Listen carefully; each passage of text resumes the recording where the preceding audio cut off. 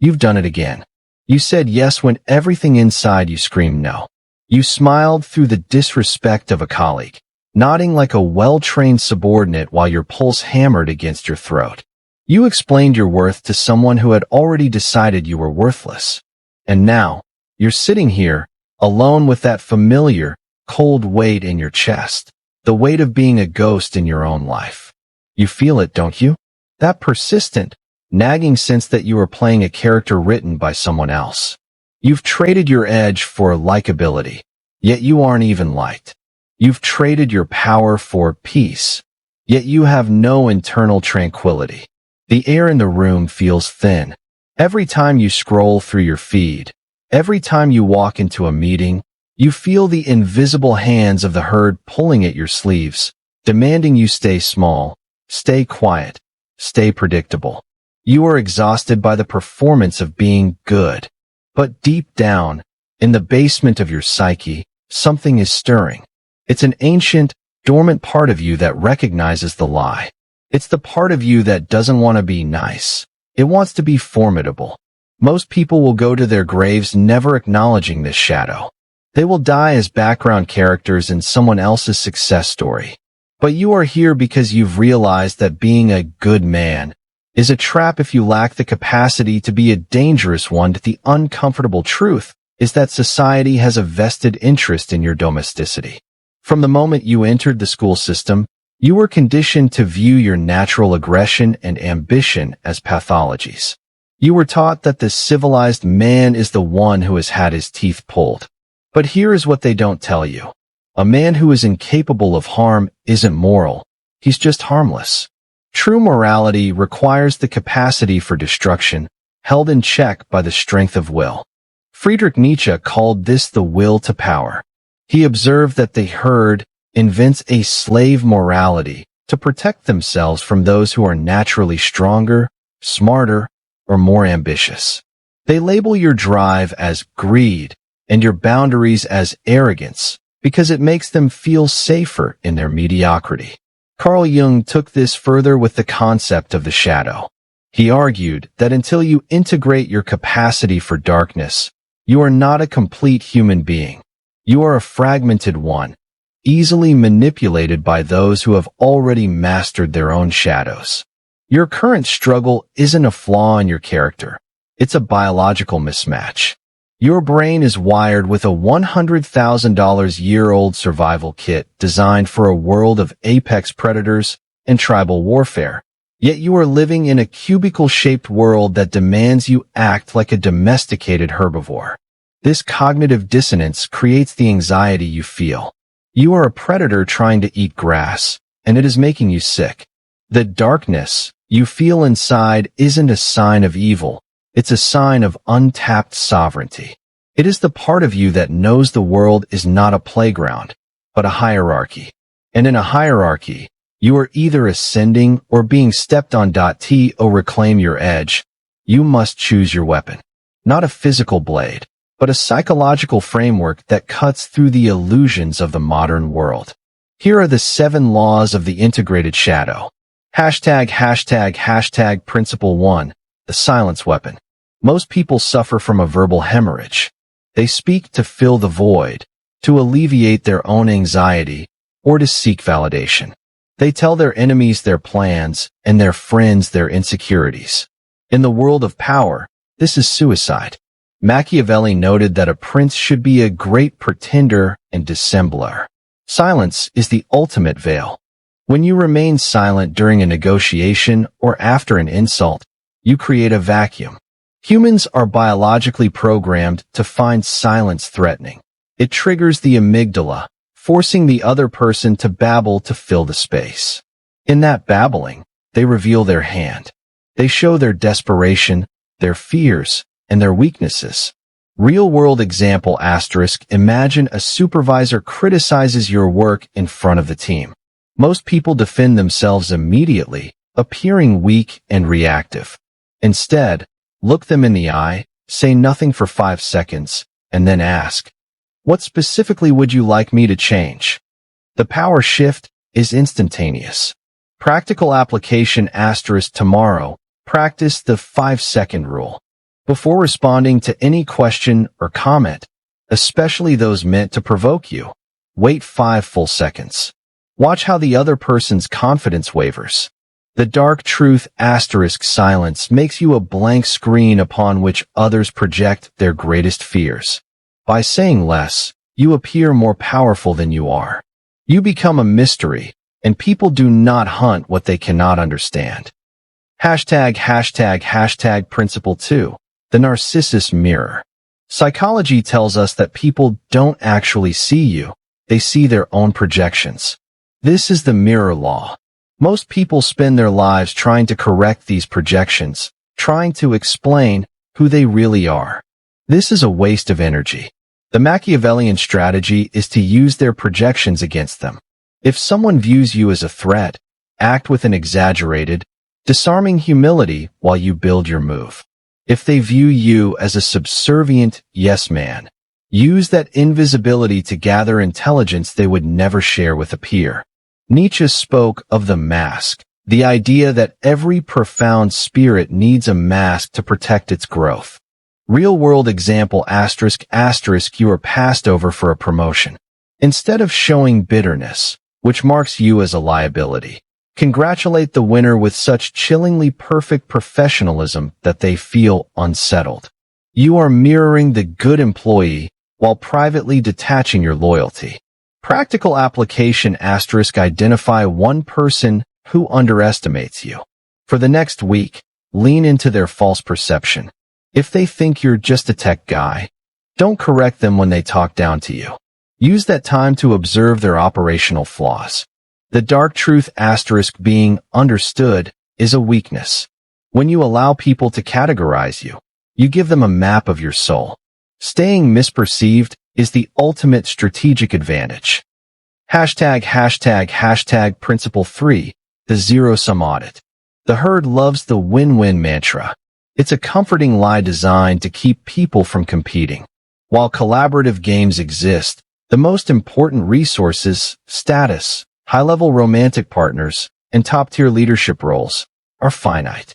They are zero-sum. If someone else has the seat, you do not. This is the reality of game theory. Every interaction is a subconscious assessment of the Nash equilibrium. What is my best move given what I think you will do? If you approach every situation looking for a fair outcome, you will be devoured by those who understand the hierarchy. Real-world example * in a social setting. A friend makes a joke at your expense to impress a woman. They are playing a zero-sum game of status. If you laugh it off, you have lost. You have signaled to the group that your status is lower than theirs. Practical application * for the next 24 hours. View every interaction as a transaction of status.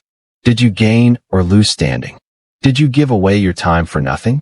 Stop seeking fairness and start seeking leverage. The dark truth ***, someone has to be at the bottom of the pyramid. If you aren't actively climbing, you are the floor for someone else's boots. ### Principle 4. The Strategic Absence. Human nature dictates that we value what is scarce and despise what is abundant. This is the law of supply and demand applied to the human soul. If you are always available, always responding to texts instantly, always showing up to every event, you have zero value. You are a commodity. Robert Greene, a modern master of Machiavellian thought, emphasizes that too much presence creates contempt. Absence, when timed correctly, creates myth. It forces others to wonder about you, to talk about you, and to realize they need you. Real-world example * you've been the reliable one in your friend group or office. You do the heavy lifting, yet you're the last one invited to the inner circle. You've become the furniture, noticed only when you're missing. Practical application * start the withdrawal. For the next 3 days, do not initiate a single conversation. Do not post on social media. Become unreachable. Notice who reaches out and who doesn't. The ones who don't were never your allies. The ones who do are suddenly more respectful. The dark truth * people do not love you for what you do for them. They love you for how much they fear losing you. Absence creates that fear. Hashtag Principle 5. The cruelty of competence. There is no shield more impenetrable than being undeniably good at what you do. However, the darkness here is understanding that your competence is not for the benefit of the organization. It is your hostage. Machiavelli famously asked whether it is better to be loved or feared. He concluded that while one should desire both, fear is much safer because it is within your control, whereas love is at the mercy of the other. In a modern context, fear is the knowledge that if you walk away, the system breaks. Real-world example ****. You are the only person in your department who knows how to handle a specific, high-stakes client or technical process. Instead of teaching others to be a team player, you keep your methods proprietary. You become the necessary evil.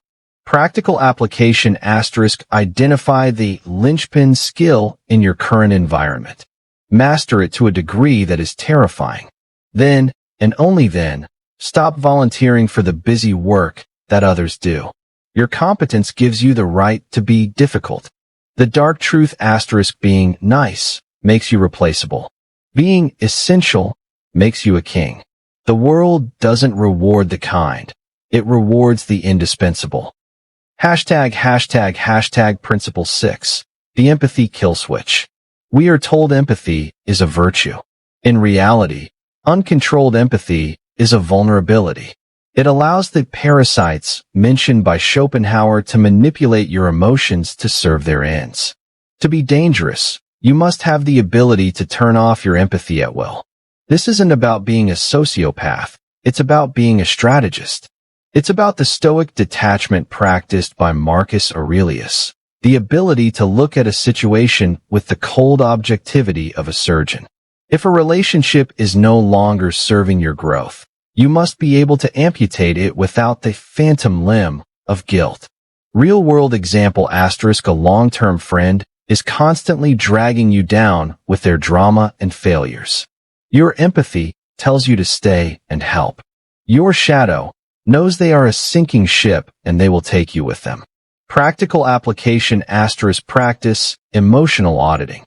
The next time someone tells you a sob story, observe your physical reaction. Do you feel a tug in your chest? Consciously visualize a switch flipping to OFF. Analyze their words for facts, not feelings. What do they actually want from you? The dark truth ***. Compassion is a luxury for the secure. Until you have reached your goals, empathy is often just a leash held by those who want to slow you down. Hashtag Principle 7. The apex frame. The frame is the psychological boundary of a situation. Whoever has the strongest frame dictates the reality. Most people live inside the frames of others. Their boss's frame, their partner's frame, the media's frame. They are constantly reacting to the rules set by someone else. The apex predator doesn't follow the rules. He is the rule.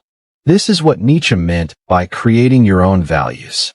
When you enter a room, your frame should be so dominant that others subconsciously adjust their behavior to fit your expectations. Real-world example ***. You enter a meeting where everyone is tense and formal. By leaning back, taking up space, and speaking with a relaxed, slightly amused tone, you break their frame and establish your own. Suddenly, they are looking to you for how to feel. Practical application *** tomorrow. Enter every room with the internal mantra. I am the most important person here. Don't say it, feel it. Watch how people move out of your way in the hallway. Watch how they wait for you to stop speaking before they start. The dark truth ** reality is negotiable. If you don't define the terms of your existence, someone else, someone less intelligent and less capable, will do it for you. Hashtag Section 4. The transformation. Applying these principles will feel like cold water on a burnt soul. It will be uncomfortable. At first, you will feel like a villain. You will see the looks of confusion and even resentment from those who were used to the old you, the ghost you. They will say you've changed. They will call you cold or distant. This is the most important signal you can receive. It means the medicine is working. When you stop being a nice guy and start being a man of depth and shadow, the people who were using you will disappear. Good. You are clearing the garden of weeds. In their place, you will attract a different caliber of human.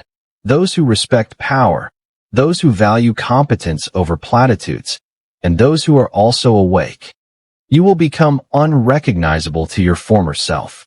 You will walk with a different gait, speak with a different resonance, and move through the world with the quiet confidence of a man who knows he can handle the dark because he has invited it in to have a seat at the table. Most people who watch this video have already clicked away. They found the truth too jarring. They prefer the comfort of their cage. But if you are still here, it is because you recognize the resonance of these laws. You are part of the elite minority who understands that the world is not what we were told in Sunday school. However, knowledge without action is just a sophisticated form of entertainment. Your old self is already trying to pull you back into the herd. Whispered promises of safety and acceptance. This is your first test. Will you go back to being the ghost? Or will you pick up the sword? If you want to go deeper into the strategies that the algorithm is too afraid to promote, the specific and censored mechanics of human manipulation and power, there is a path forward. Behind the join button, we discuss the techniques that are too dangerous for the public feed. Most will stay on the outside, looking in. That is the natural order. But if you are ready to stop being the prey and start being the architect of your own hierarchy, join us. The shadow is waiting. What will you choose? If you find this video informative, please like and share it, and subscribe to the channel for more psychology-based content.